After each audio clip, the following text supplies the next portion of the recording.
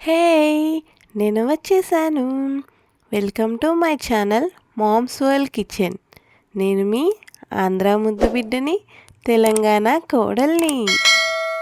నోరు రుచి లేనప్పుడు, ఏమీ తినబుద్ధి కానప్పుడు ఒక్కసారి ఈ పచ్చడి ట్రై చేయండి.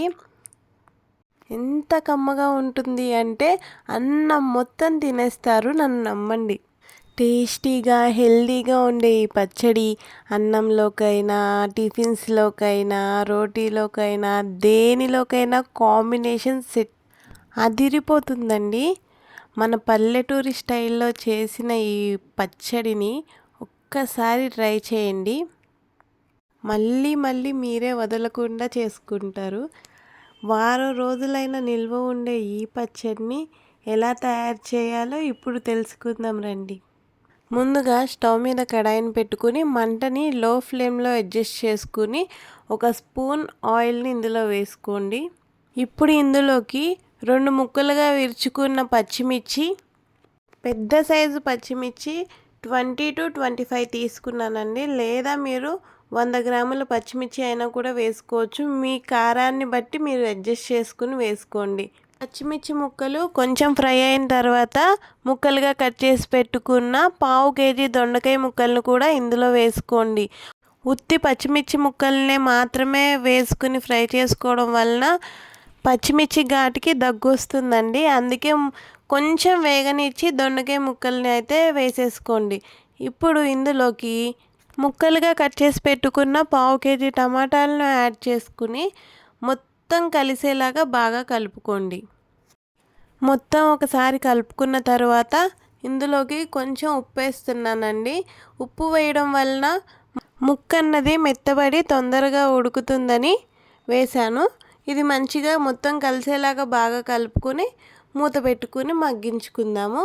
ఒక 5 నిమిషాల తర్వాత మూత తీసి చూస్తే ముక్క కొంచెం మగ్గిందండి. స్టవ్ అన్నది మీరు మీడియం ఫ్లేమ్లోనే ఉంచుకోండి. ఇప్పుడు ఒకసారి ముక్కలు అడుగంటకుండా పైకి కిందకి కలుపుకొని మళ్ళీ కొంచెం సేపు మూత పెట్టేసేయండి. మళ్ళీ ఇంకో 5 మినిట్స్ తర్వాత మూత తీసి చూద్దామండి. ఇలా 5 నిమిషాలకు ఒకసారి మూత తీసి చూసుకుంటూ ఉండాలి. లేదు అంటే ముక్క అడుగంటేస్తుంది, మాడిపోతుంది. కాబట్టి కలుపుకుంటూ ఉండాలండి మధ్య మధ్యలో తీసి. ఇప్పుడు మళ్ళీ మూత పెట్టుకుని ఇంకో 5 మినిట్స్ వెయిట్ చేద్దాం. ఇప్పుడు మళ్ళీ చూస్తున్నానండి, ఆల్మోస్ట్ చాలా వరకు ఉడికిపోయింది.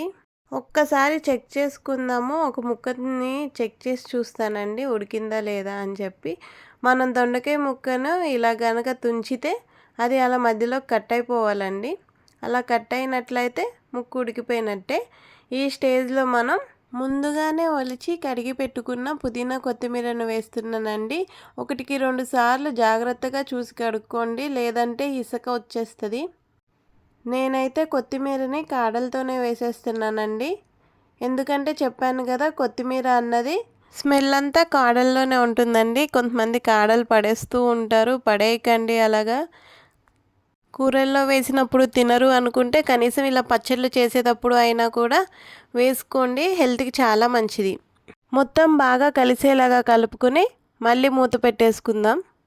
మళ్ళీ ఒక 5 మినిట్స్ ఆగిన తర్వాత మూత తీసి చూద్దామండి. కొత్తిమీర కూడా మంచిగా కుక్ అయిపోయింది. ఇప్పుడు ఇందులోకి పెద్ద ఉసిరికాయ సైజ్ అంత చింతపండుని గింజలు లేకుండా నీట్గా కడిగేసి వేస్తున్నాను.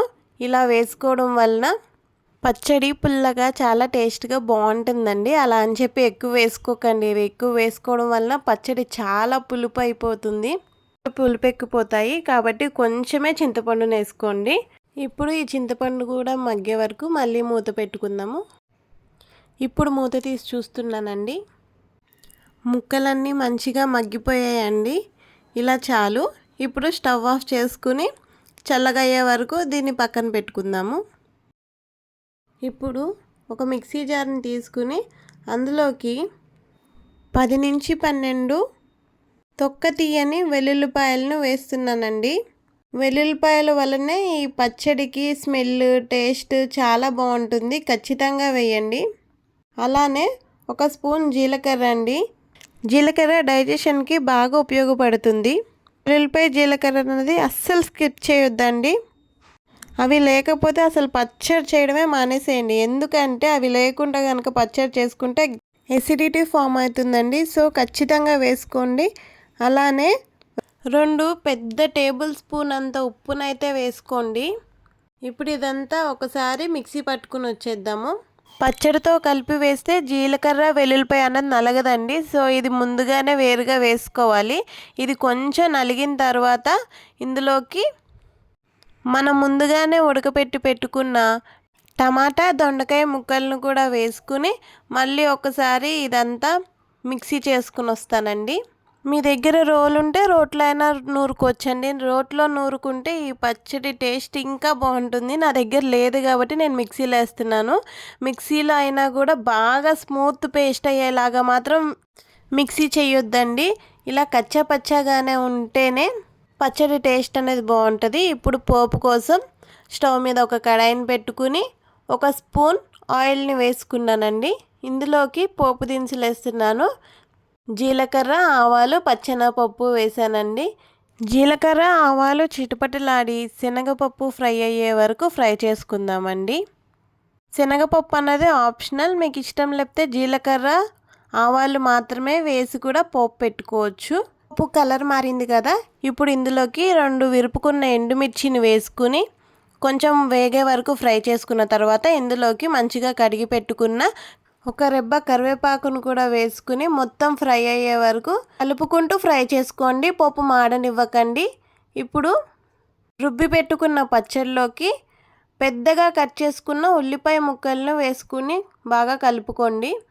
ఉల్లిపాయ ముక్కల వల్ల చాలా మంచి టేస్ట్ వస్తుంది. ఇష్టం లేని వాళ్ళు స్కిప్ చేయండి, పర్లేదు. ఇప్పుడు దీన్ని సర్వింగ్ బౌల్లోకి తీసుకుని పోపు వేసి కలుపుకుంటే మన కమ్మటి టేస్టీ దొండకాయ పచ్చడి అయితే రెడీ అయిపోతుందండి. వేడి అన్నంలో ఇంత పచ్చడి నెయ్యి వేసుకుని తింటే స్వర్గం అండి. నన్ను నమ్మి ఒక్కసారి ట్రై చేయండి. ఈ రెసిపీ కనుక మీకు నచ్చినట్లయితే మీరు ట్రై చేసి ఎలా వచ్చిందో నాతో షేర్ చేయండి. ఇలాంటి మరిన్ని రెసిపీల కోసం మన మామ్స్ వరల్డ్ కిచెన్ ఛానల్ని లైక్ చేసి షేర్ చేసి సబ్స్క్రైబ్ చేసుకోండి. బాయ్.